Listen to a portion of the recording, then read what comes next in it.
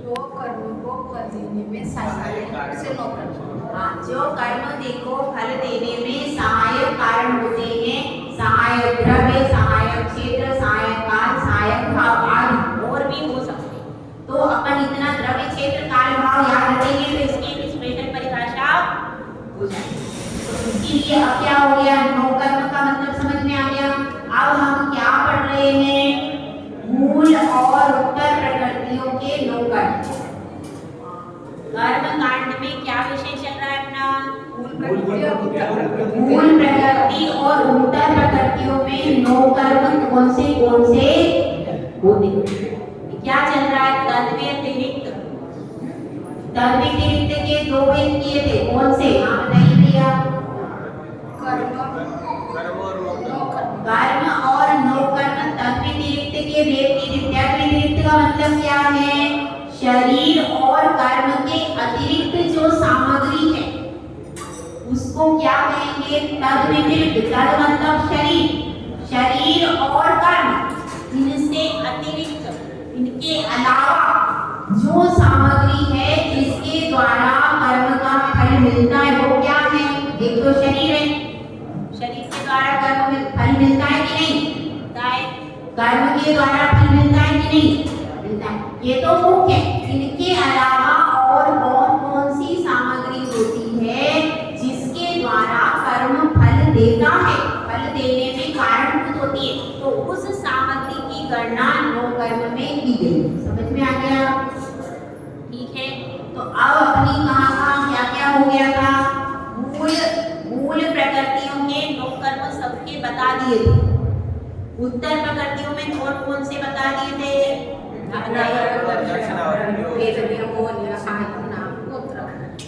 ये कौन कौन से कल हो गए थे, ये ज्ञानावरण और दर्शनावरण इतना ही हुआ था, और वेदनी का भी हो गया था।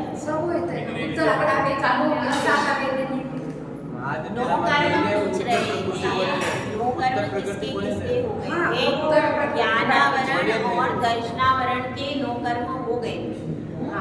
मोहनीय कर्म का पाठ्य, मोहनीय कर्म के अभी नहीं, तो कौन कौन से कर्म नो कर्म हो गए थे, ज्ञानावरण और दर्शनावरण कर्म के नो कर्म कौन कौन से हैं, यह विषय कल हो गया। अब इसके आगे चलेंगे, आगे कौन सा कर्म है,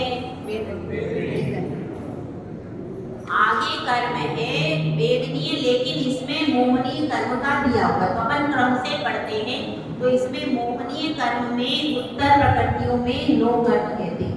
मोहनीय कर्म में, मूल कर्म में क्या था भाई, मूल कर्म में नो कर्म क्या था, मोहनीय में मदिरा, मदिरा के समान मत करना, वो समान उदाहरण दिया है, वो दृष्टांत है, पिछला आगे नहीं मिलाना, वो दृष्टांत दिया गया था। मोहनीय मध्य के समान वो वहां दृष्टांत था, यहाँ पर नो कर्म है, ये विषय अलग है, वो विषय अलग है।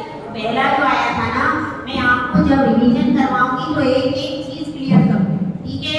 अभी अपने को क्या समझना है, वह मोहनीय कर्म का नो कर्म है, इसका मूल कर्म या मध्य शराब। अब यहाँ पर उत्तर प्रकृतियां, तो मोहनी की उत्तर प्रकृतियां कितनी होती है, हाँ प्रदीप, मोहनी की उत्तर प्रकृतियां 28। इसमें से दो वेद कौन कौन से होते हैं मोहनी के, दर्शन मोहनी के कितने वेद होते हैं, कौन कौन से, दर्शन मोहनी के 3 भेद कौन कौन से होते हैं बताइए, हाँ बताइए,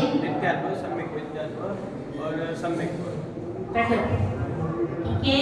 मिथ्यात्व, सम्यक मिथ्यात्व और सम्यक प्रकृति किसके भेद होते हैं, दर्शन मोहनी। तो यहाँ पर अब क्या आएगा, अब ये दर्शन मोहनी के जो भेद है उनके बारे में यहाँ बताया गया, यानी मिथ्यात्व, सम्यक मिथ्यात्व और सम्यक प्रकृति, इनके नो कर्म को बताया है। कौन सी ऐसी सहायक सामग्री है जो जिनके निमित्त से हमें इनका उदय आता है, यह फलदार शक्ति, यह फल देते हैं, तो ऐसी सामग्री को क्या कहेंगे, नो कर्म। तो यहाँ पर बता रहे हैं मोहनी कर्म में दर्शन मोहनी की 3 प्रकृतियों अपन गाथा पढ़ते हैं, गाथा नंबर 74।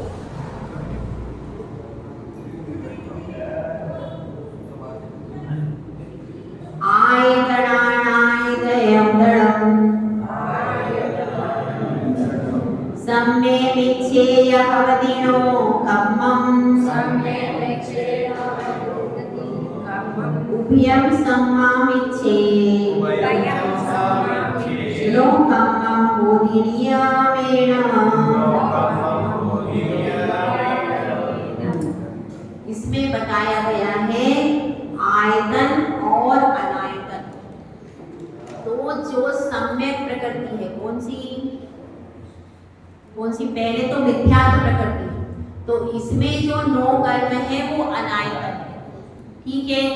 और जो सम्यक प्रकृति है उसमें 9 कर्म क्या है, आयतन।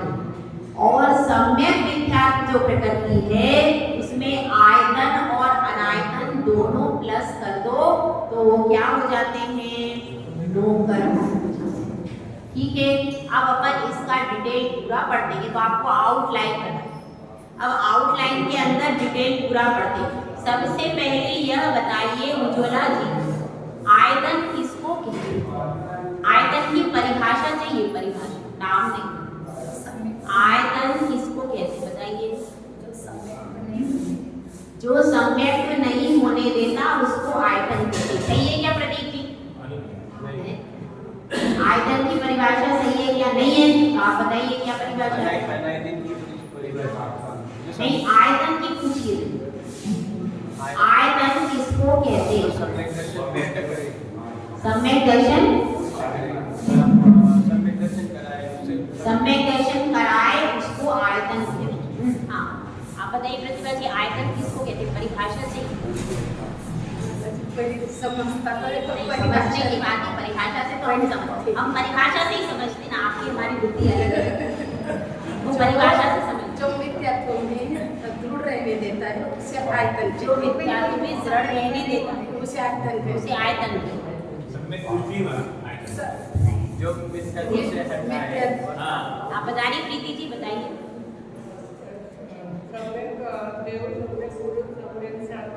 नहीं, ये तो प्रकार है, सिर्फ परिभाषा कुछ नहीं होता है। जो मिथ्यात्व से निकाले और सम्यक्त्व में धारण कराए उसे मिथ्यात्व होने नहीं देता। सम्यक्त्व मार्ग हो गया आयतन। हाँ, देखो इसी तरह से लेना पड़ेगा। आयतन मतलब सम्यक और अनायतन मतलब मिथ्या। आप उल्टी रास्ते पे जा रहे हो। आयतन का मतलब क्या है? जिसके निमित्त से सम्यक दर्शन उत्पन्न होता है वो क्या है? आयतन है। बस सीधी सी बात है। जिसके सानिध्य से सच्चे देव शास्त्रों के प्रति श्रद्धा होती है, जिसके सानिध्य से संयम के भाव उत्पन्न होते हैं, जिसके सानिध्य से रत्नत्रय की प्राप्ति होती है, जिसके सानिध्य से मोक्ष का मार्ग खुलता है, वह क्या है?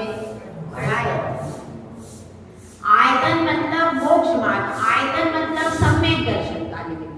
तो अपन ये समझ रहे सम्यक, आयतन मतलब सम्यक, सम्यक रास्ते पर जो ले जाता है वह क्या है? समझ में आ गया? जो सम्यक वाले रास्ते पर ले जाता है वह क्या है? आयतन। जो सच्चे देव शास्त्रों के प्रति श्रद्धा उत्पन्न कराता है वह क्या है? आयतन। जो संयम का मार्ग प्रशस्त करता है, जो रत्नत्रय की प्रेरणा देता है वह क्या है? आयतन।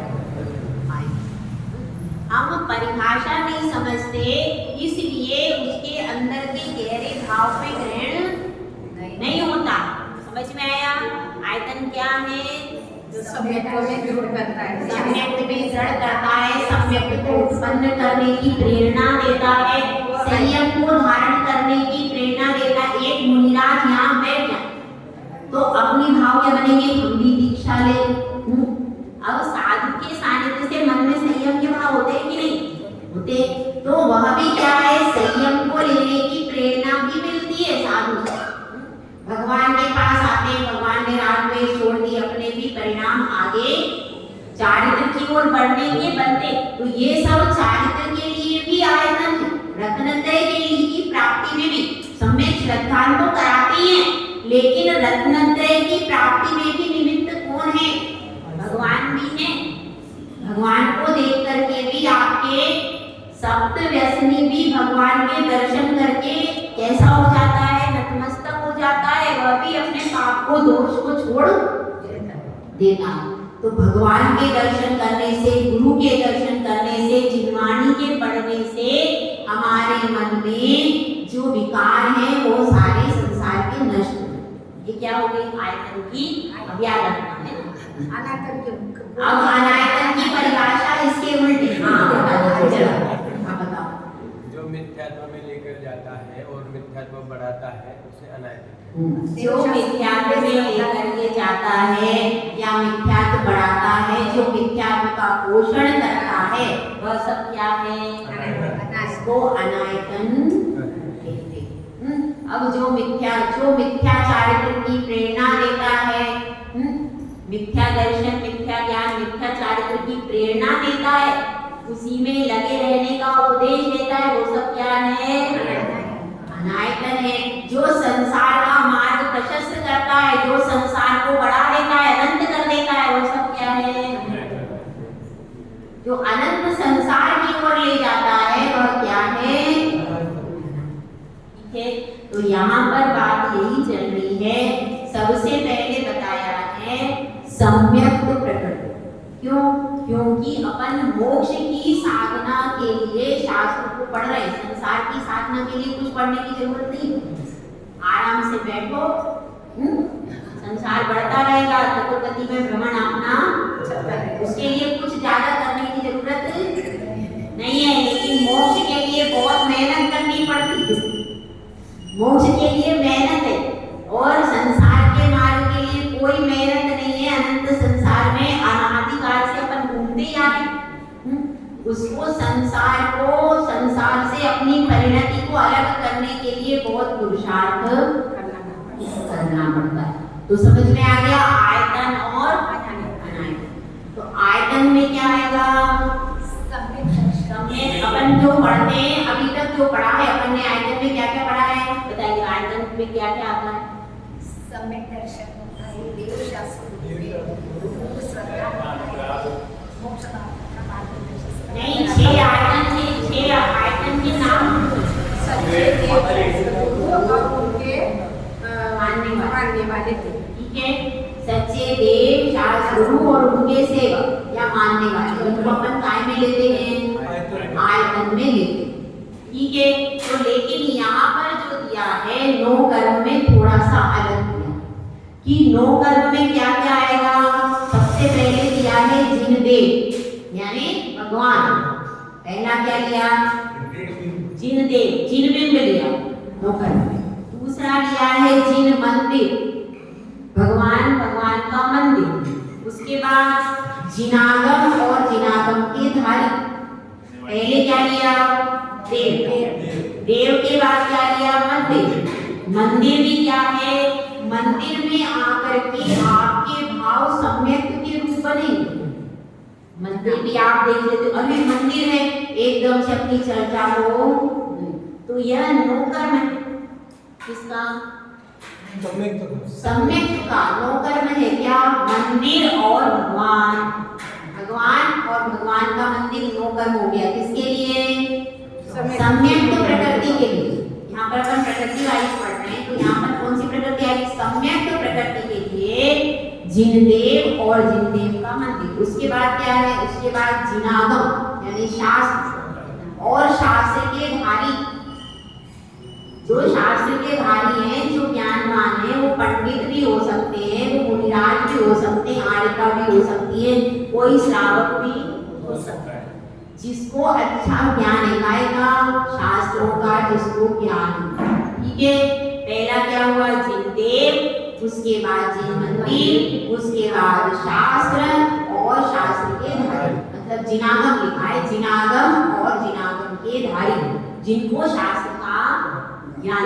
अगर उनको कोई पढ़ता है और उसको शास्त्र का ज्ञान नहीं है तो वह यहाँ पर आयतन नहीं होगा। मतलब शास्त्र का ज्ञान उसको अच्छा होना चाहिए। इसीलिए कभी भी स्वाध्याय हो तो शास्त्र रख करके ही पढ़ना चाहिए। ठीक है, तो दो हो गए, जिनदेव का मंदिर और जिनागम और जिनागम के धारी। जिनागम के धारी से अपन उपदेश सुनते तो अपने भाव अच्छे होते कि जिनवाणी को स्वयं भी लेकर के पढ़ेंगे तो अपने परिणाम अच्छे बनते हैं, अपने मन में त्याग के परिणाम बनते हैं। तो ये सब काय से बनते हैं? जिनवाणी के द्वारा। इसलिए जिनवाणी भी इसमें नो कर्म कही गई, जिनागम और जिनागम के धारी। इसके बाद क्या बताया है? इसके बाद बताया है तप और तप के धारी। सुतप, कुतप नहीं, सुतप। सुतप में क्या क्या आ जाएगा? सुतप में आएंगे जो घर को त्याग करके तपस्या की राह पर चल रहे हैं, ऐसे मुनिराज आरिका क्षुल्लक क्षुल्लिका। क्या है ये? सुतप के धारी। और सुतप भी क्या है? नो कर्म है। उपवास आदि करते हैं, उसका नाम सुन के आपके मन में त्याग की भावना, किसी का कोई अगर बताता है कि हमारा उपवास है, अपने मन में भावना करते हम भी उपवास करें। उसने 10 त्याग किया तो अपने मन में भाव क्या होते? हम भी 10 त्याग करें। तो तप और तप के धारी को देख करके मन में भावना कैसी बनती है? सम्यक दर्शन की, ज्ञान की, चारित्र की। इस तरीके की कोई अगर पढ़ रहा है, भाई वो शास्त्र पढ़, हमारा भी मन होता है हम भी पढ़ ले, भावना होती है ना, देख के माहौल बनता है। तो वह जो माहौल वातावरण बनता है वही उसमें निमित्त कौन है? शास्त्र और शास्त्र के धारी, तप और तप के धारी तपस्वी। तो इसमें तपस्वी में मुनिराज आदि लेना है। ठीक है, जो सम्यक तप कर रहे हैं उनको ही लेना, इसलिए इसमें सुतप लेना। मतलब 6 क्या हो गए? नो कर्म कौन कौन से हो गए?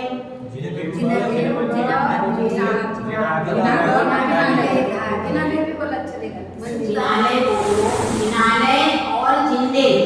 ठीक है, उसके बाद जिनागम और जिनागम के धारी, और उसके बाद सुतप और सुतप के धारी। सुतप लेना। अभी ये सम्यक प्रकृति की बात चली, अपन नीचे से चल रहे हैं, ध्यान रखना। नीचे से क्यों चले? क्योंकि सम्यक दर्शन मूल है और ये सारे शास्त्र हम मोक्ष मार्ग की सिद्धि के लिए पढ़ रहे हैं, इसीलिए सम्यक प्रकृति को सबसे ऊपर रखिए। तो अब यहाँ पर हो गया सम्यक प्रकृति के 9 कर्म, सबको समझ में आ गए? एक ही बदल हुआ, मतलब जिनबिंब और जिनबिंब के मानने वाले की तरह को मंदिर को वहाँ पे नहीं, ये 9 कर्म है। भगवान तो है ही, भगवान का मंदिर भी 9 कर्म सहायक सामग्री है ना, तो मंदिर उसमें आता है 9 कर्म। नहीं, लेकिन आयतन जो हमने पढ़े हैं उसमें जिन मंदिर नहीं आता। एक ही बदल हुआ उसमें, जिनबिंब को मानने वाले की जगह पे जिन मंदिर। हाँ, जिन मंदिर, यहाँ पर जिन मंदिर को। ठीक है, तो अब ये हो गया सम्यक प्रकृति के 9 कर्म। इसके बाद दूसरी प्रकृति कौन सी आएगी? सम्यक मिथ्यात्व। हाँ, सम्यक मिथ्यात्व। इसमें मिथ्यात्व क्या है? इसमें पहले क्योंकि ये विषय को स्पष्ट करने के लिए भी कई बार ले लेते हैं, तो अब मिथ्यात्व क्या होती है? मिथ्यात्व प्रकृति होती है। मिथ्यात्व प्रकृति के 9 कर्म कौन कौन से होते हैं? तो इसमें बतलाया है, इसका उल्टा कर दो, करो भाई उल्टा। उदेव, हाँ, उदेव का मंदिर हो गया, और कुशास्त्र के धारी, और कुतप के, ये सब क्या हो जाएंगे? ये सब मिथ्यात्व के में अनायतन है। क्या हो गए? ये अनायतन हो गए। इनका अगर सेवन करेंगे, ये किसके 9 कर्म हो गए? मिथ्यात्व प्रकृति के 9 कर्म। इनकी सहायता से आप धीरे धीरे मिथ्या दृष्टि बन जाएंगे। इसलिए सबसे पहले अगर कोई त्याग करना चाहिए तो मिथ्या अनायतनों का पूरा त्याग, मतलब मिथ्या आयतनों के मंदिर में भी प्रवेश नहीं करना चाहिए, वो 9 कर्म है। अभी ऐसे लोग देखने को जाते हैं तो नहीं चलता। आपको क्या चलता है आप अपने आप को दूसरों का मत देखो, यहाँ पर अपने को सुधारने के लिए बैठो, ठीक है। बाजार में क्या चल रहा है उसको मत देखो। तो पहले ये देखो कि भाई यहाँ पर बताया है अगर आपने मिथ्या दृष्टियों वालों के मंदिरों में भी प्रवेश किया तो आपका दुष्कर्म वहाँ हो गया। अब हो सकता है उसको देखकर कदाचित आपके परिणाम खराब होते ही, कितना सुंदर लग रहा है, बोली देते कितना अच्छा लग रहा है, परिणाम में भी कितना अच्छा श्रृंगार किया है आज। अब इसमें क्या हुआ, आप उसमें थोड़ी भी प्रशंसा हो गई तो आपको दोस्तों, तो इसलिए इसको नो कर्म बताया है कि अगर आप उन मंदिरों में जाना आना ज्यादा करोगे धीरे धीरे, क्योंकि भाई संसार में अनादिकाल से तो आपने राग द्वेष किया ही है, तो अब राग द्वेष की चीजें तो ज्यादा पसंद आएंगी। तो अगर अब भी अपन नहीं उसमें जाते रहे, बार बार जो जाते बोले, कुछ लोग ऐसे भी यहाँ भी आते हैं वहां भी जाते हैं, ऐसे भी लोग, तो जो वहां पर ज्यादा आना जाना करेंगे तो धीरे धीरे वहां से कटते जाएंगे और वहीं पर प्रभावित हो जाएंगे।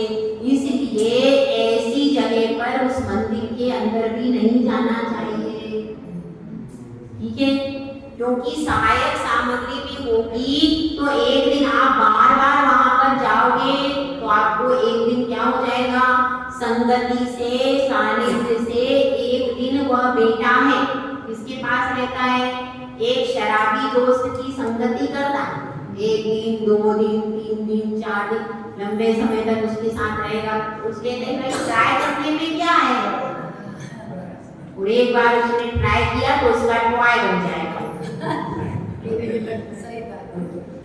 वो खिलौना बन जाएगा, इसलिए उसका टॉय बन जाएगा। तो इसलिए अपने को इन सब चीजों से बचना चाहिए। मिथ्यात्व का समझ में आ गया। इसके बाद अब मिला दो सम्यक मिथ्या, अपने को दोनों का समझ में आ गया ना, सम्यक प्रकृति का आ गया समझ में, मिथ्यात्व प्रकृति का आ गया।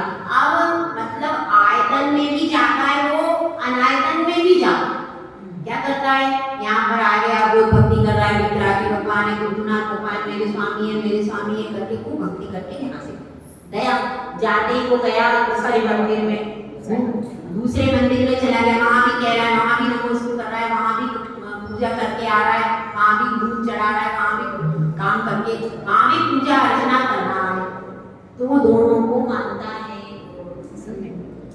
वो क्या है, सम्यक मिथ्यात्व ना इधर का रहता है, सम्यक शब्द क्यों लगाया, सम्यक मतलब वो आता तो है मंदिर में ना, इधर भी आता है, इधर में विधान करे क्या है, विधान होना आज कुछ शब्द नहीं आ विधान में यहाँ आ गया, यहाँ भक्ति कर ली उसने, ठीक है, फिर वहाँ पर कोई त्योहार हुआ, आज वहाँ पर वो जयंती अच्छा हो जाए, चलो वहाँ चला गया, वहाँ पे कुछ नहीं कर रहा है प्रोग्राम, वहाँ के प्रोग्राम में भी चला जाता है, वहाँ भी प्रोग्राम में पूजा अर्चना कर लेता है, यहाँ पे प्रोग्राम में यहाँ भी करता है दोनों, ये दोनों जगह कर रहा है, इसलिए अपने को मिथ्या दृष्टि उसको नहीं बोल सकते ना, पूरा मिथ्या दृष्टि नहीं कर, पूरा नहीं कह सकते, क्योंकि वो यहाँ भी बहुत भक्ति भाव से करे, यहाँ भी जब विधान आदि हो रहा है, महाराज माता जी आए उपदेश भी सुन रहा है बैठ के, वो कह रहा है हाँ ये सही है, ऐसे ही बोल रहा है, और फिर उसके बाद जा करके उधर भी चला जाता है, उधर भी करने लगता है, उधर भी जो वहाँ बता रहा है वहाँ कह हाँ ये भी सही है,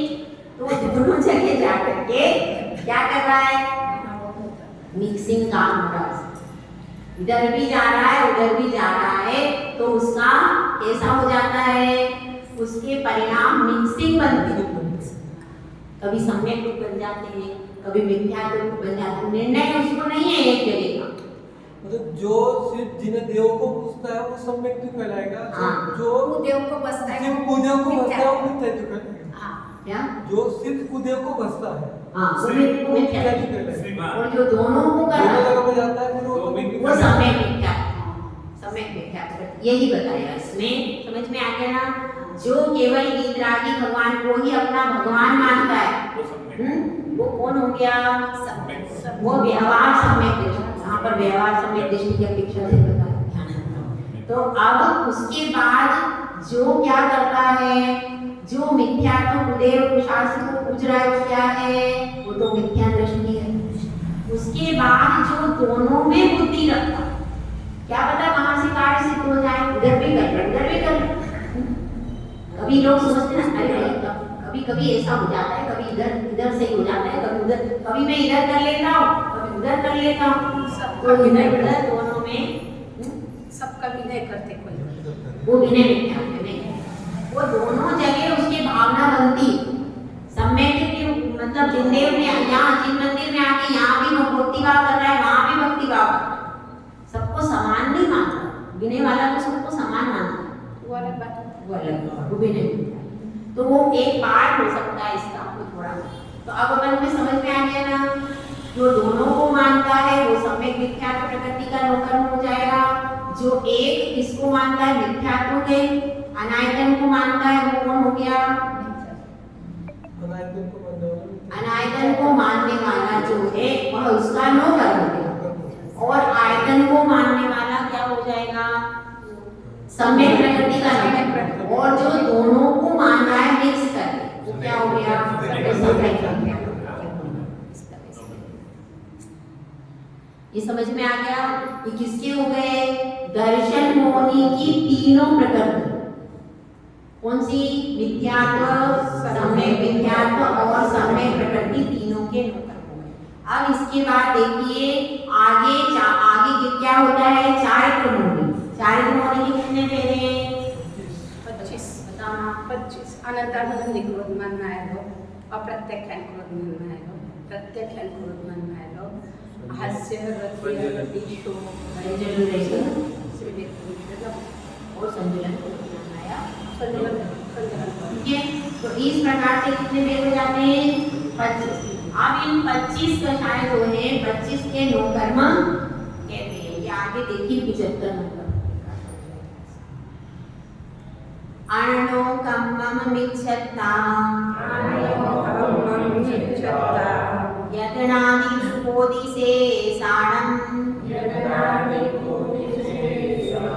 सग सग चोक्कम सत्तम सहाय पौति हवे नियमा। इसमें बताया गया है अणनो कम्मम। अणनो मतलब अनंतानुबंधी, इसमें शॉर्ट में दिया है अणनो। तो शॉर्ट में दिया है अनंतानुबंधी जो कषाय है उसके नौकर कौन कौन से हैं, मिथ्या आयतन अर्थात अनायतन। मिथ्या आयतन किसके नौकर में है, क्योंकि अनंतानुबंधी की परिभाषा क्या है भाई, अनंतानुबंधी की परिभाषा बताई थी। हाँ नहीं, आप अनंतानुबंधी की परिभाषा उसी में है, नाम में है। जो अनंत संसार का अनुबंध कराती है वो कौन है, अनंतानुबंधी कषाय। तो इसलिए उसके वो किसको बढ़ाती है, मिथ्यात्व को पोषण करती है, मिथ्यात्व का पोषण करती है। इसलिए मिथ्या आयतन में अगर जाओगे तो आपकी कषाय भी अनंतानुबंधी जैसी हो जाएगी, क्योंकि वो उसके साथ में रहती है। तो इसलिए मिथ्या आयतन अर्थात अनायतन किसके नौकर हो गए, अनंतानुबंधी कषाय के। क्रोध अनंतानुबंधी क्रोध मान माया लोभ क्या नौकर में क्या है, मिथ्या अनायतन। ठीक है, इसके बाद बताया है शेष कषाय। शेष कषाय में पहली कषाय क्या है, अप्रत्याख्यानावरण क्रोध मान माया और लोभ। ये किसका घात करती है भाई, देश चारित्र को नहीं होने देती है। अप्रत्याख्यानावरण कषाय के उद्देश्य देश संयम के भाव नहीं बनते। सही है कि नहीं, सही है।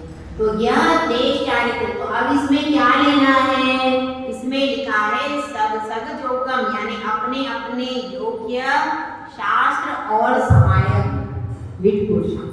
तो उसमें यह समझना अपने अपने योग्य शास्त्र क्या है, कोई काव्य ऐसा है जिसको पढ़ने से व्यक्ति का सप्त व्यसन में मन चला जाता और वह 5 अमृतों को धारण नहीं करता।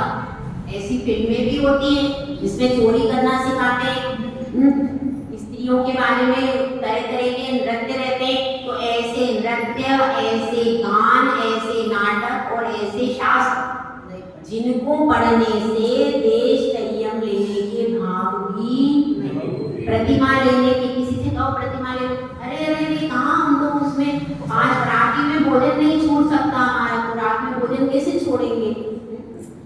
पिक्चर जाने में, होटल जाने में, रोज शाम को होटल में जाते हैं, कैसे करेंगे नियम, अष्टमंगल कैसे पालन करेंगे। तो ये सब क्या है, जो होटल है ये भी इसमें समझ लो नौकर्म जैसे ही हो गए, आदि सामग्री है ना, होटल में जाना ये सब क्या है, इसके द्वारा अष्टमंगल पालन, क्योंकि जो होटल का भोजन करता है वो भोजन महा अशुद्ध भोजन है कि नहीं, वह महा अशुद्ध भोजन में उसमें आपको क्या डाला है आपको कुछ भी पता नहीं। उसमें अगर आपको मांस की भी चीज मिक्स करके खिला दी तो आपको क्या पता चलेगा, नहीं पता चलेगा। वो लोग तो सिर्फ स्वाद बढ़ाना चाहते हैं, अब उसमें चाहे अजीनोमोटो डालो चाहे कुछ भी डालो, बस स्वाद अच्छा होना चाहिए। वो आपको केवल, क्योंकि अगर उनका स्वाद अच्छा होगा तो होटल में व्यक्ति बार बार आएगा, इसलिए सिर्फ वो क्या देखते हैं, सिर्फ उसमें स्वाद बढ़ाने के लिए 3 दिन का बासा भोजन भी यदि उसमें वो चीज डाल दो तो वो टेस्टी बन जाता है।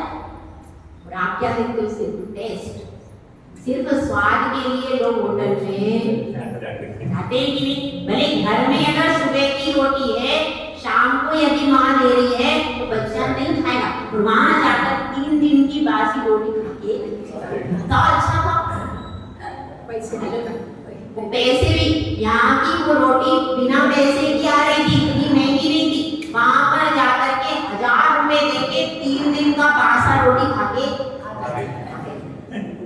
क्या हुआ, अच्छा इतनी होटल वाले को कितना फायदा है, कुछ भी दे दो। अरे अपन जब दूसरी दुकानों पर चीज जाते हैं, बड़ी ठोक बजा के लेते हैं, एक टीवी लेंगे, फ्रिज लेंगे, कोई भी चीज लेंगे तो कभी भी ऐसे नहीं उठाते, 10 दुकान पर पूछते इसकी क्या कीमत है, इसकी क्या कीमत है, ये कितना मिल रहा है, क्या कितने में मिल रहा है, हर चीज। ड्रेस भी, एक साड़ी महिला खरीदने जाती है, उसका पूरा दुकानदार का माथा भी खा जाती है और उसका टाइम भी खा जाती है। लेकिन आप भोजन करने जाते हो तब कुछ नहीं पूछते, बड़ी अजब बात है। आपको जब आप होटल में जाते थे उसमें क्या डाला है पूछते क्या, कभी किसी ने पूछा बताया। बाकी आप दुनिया भर की चीजों में तमाम बहुत करते हो, कॉलेज में भी कौन से में एडमिशन कराना है, कहाँ भेजना है, हाँ बेटी सुरक्षित रहेगी कि नहीं, हर चीज में ध्यान रखते हैं, हर चीज में हम दुनिया भर का तर्क वितर्क, ये यहाँ पर ये देखना है, वहाँ देखना है, सारी चीजों में, और घर में भी, बच्चों में भी, बाकी सब चीजों का ध्यान रखते, लेकिन खाने के मामले में कुछ नहीं पूछते, बिल्कुल नहीं पूछते, बैठ जाते खाने पास, उसमें नहीं देखते। घर में तो पूछते हैं क्या बनाया है, कैसा बनाया, कैसा वो सब्जी वो नहीं बनती है तुमसे, इसमें क्या डाल दिया है, अच्छी नहीं लग रही, रोटी क्या सुबह की मैं खाऊंगा, घर में रहती हो इतना भी नहीं कर सकती, ताजा भोजन दे सको, इतना पूछते हो। लेकिन होटल पे जाते हैं, हाँ कुछ भी नहीं, हाँ तो बातें करते रहते हैं और खाते, ठीक है, सेल्फी निकालते, अंधेरा ही रहता है, अंधेरा ही रहता, दिखता ही नहीं, फोटो निकाल के देते हैं। देखो, तो ये सब अपन सोचो, अपन कितनी बुद्धिजीवी लोग हैं, करोड़ों की प्रॉपर्टी वाले भी जाते हैं वहां पर, जो एक एक पैसे को दांत से रखते वो भी जाते, लेकिन वो भी खाने के मामले, और जबकि आप खा लोगे उसके बाद आपको बीमारी हो जाएगी।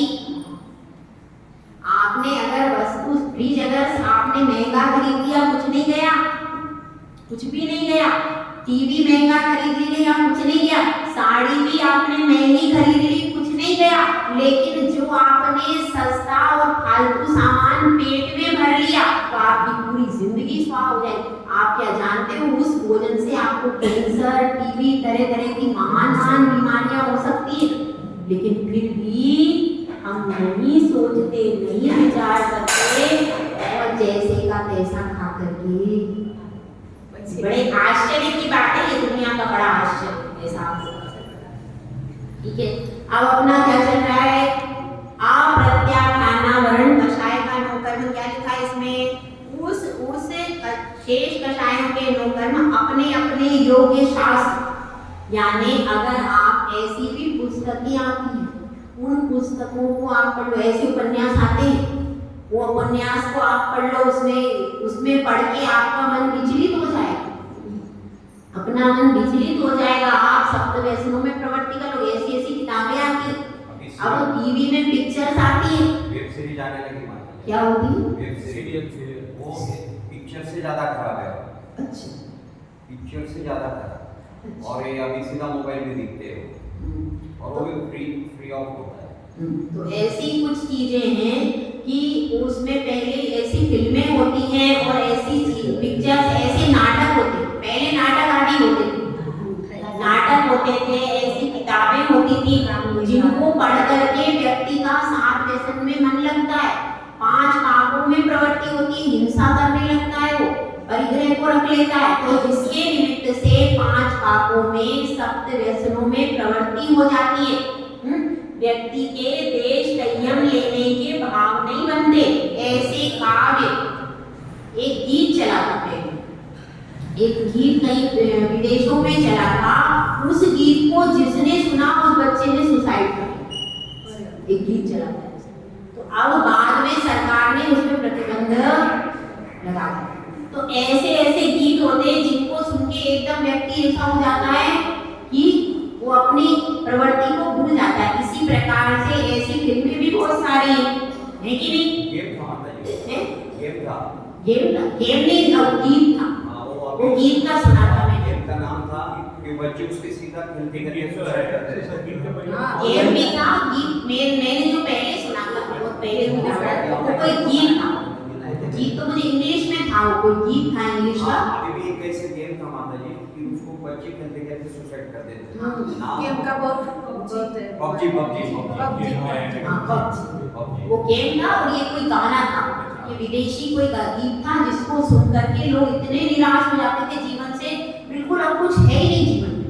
और ये सब तो ऐसे गीत भी होते हैं, ऐसे नाटक होते हैं, ऐसी फिल्में, तो ये सब अपने को क्या करना चाहिए, इनका परहेज करना चाहिए।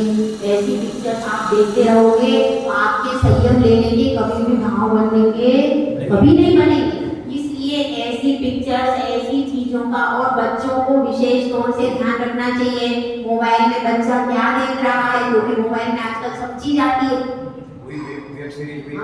कुछ भी चीज ऐसी आ रही है, बच्चा अगर गलत देख लेगा, एक बार बच्चे का पतंग फिसल गया, फिर वह जिंदगी भर उसका शराब का और इस लाइन में अगर चला गया तो बच्चा वापिस पूरी जिंदगी दुखी रहेगा, वो कभी भी सुखी होने वाला नहीं। तो इसलिए ये बताया है, मतलब अप्रत्याख्यानावरण कषाय के जो असंयम के प्रतिपादक करने वाले काव्य हैं, गीत है, किताबें हैं, पिक्चर्स है, ये सारी जितनी भी चीजें हैं वे सारी क्या में आएंगी, वो उसका नौकर है, किसका? अप्रत्याख्यानावरण क्रोध मान माया लोभ का नौकर। कौन सी कषाय है? प्रत्याख्यानावरण कषाय। प्रत्याख्यानावरण कषाय का कार्य क्या है वे बताइए? सकल संयम का घात करती है।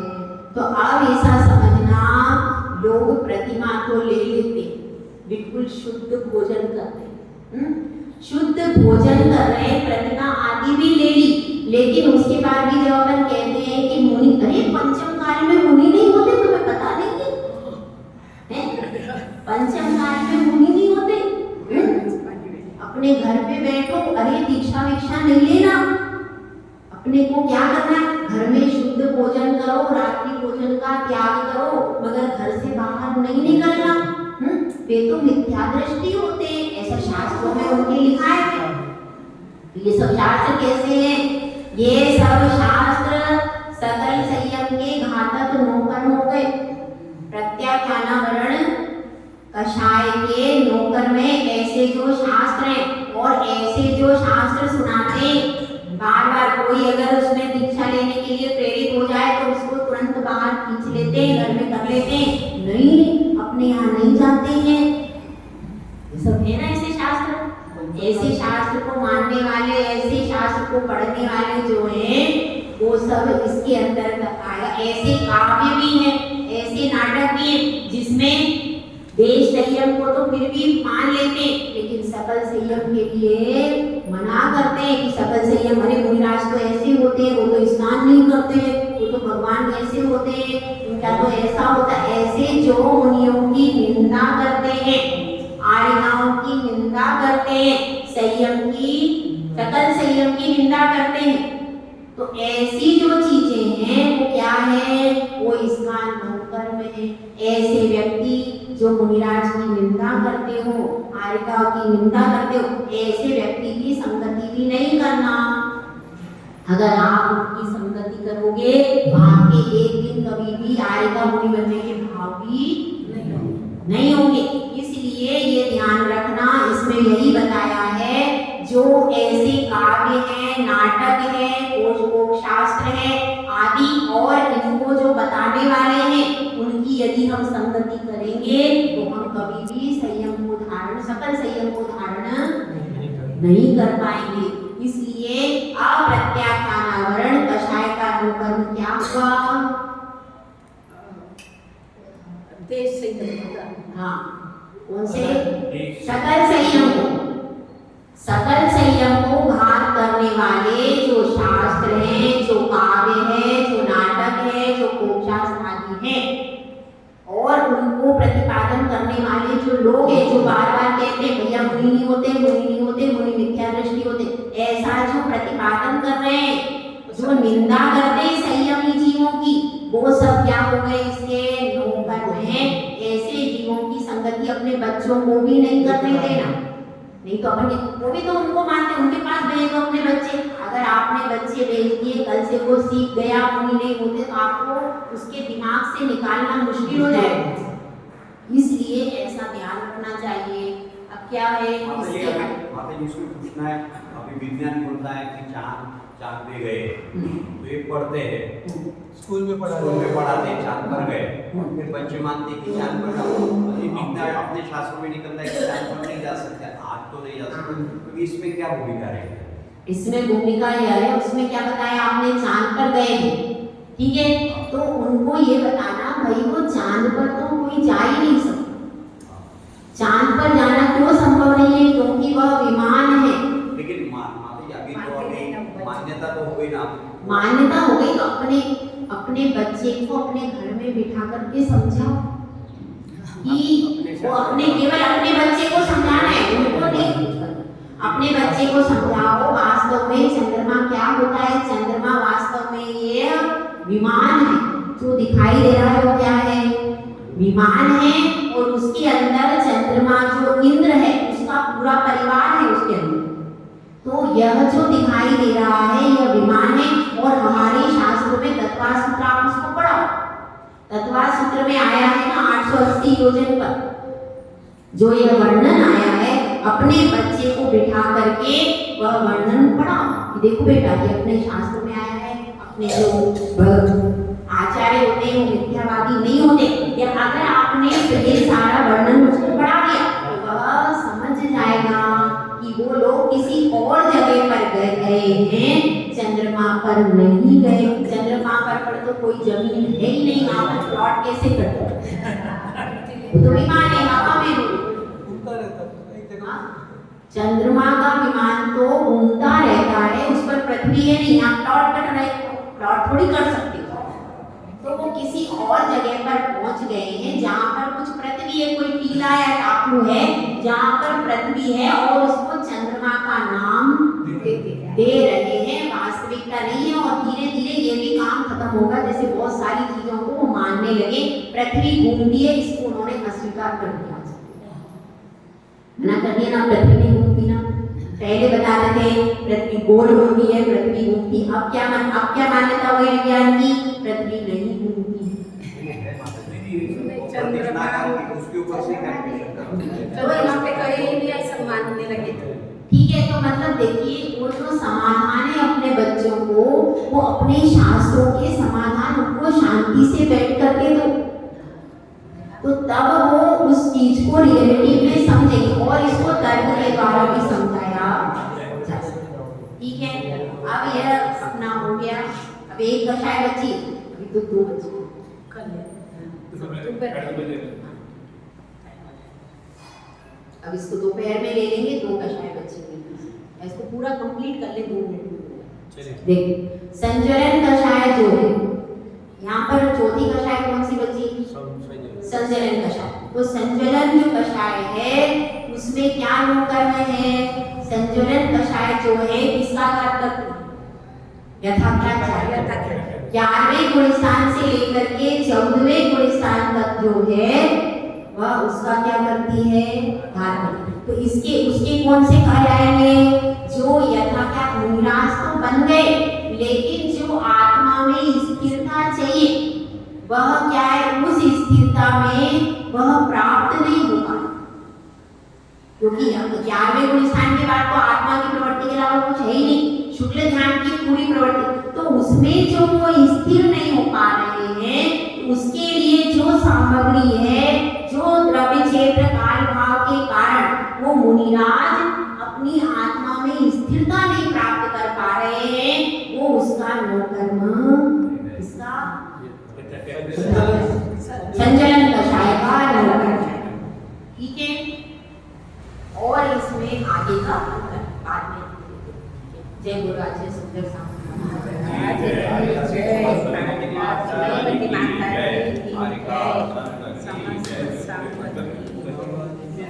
जय सुजय लोकालो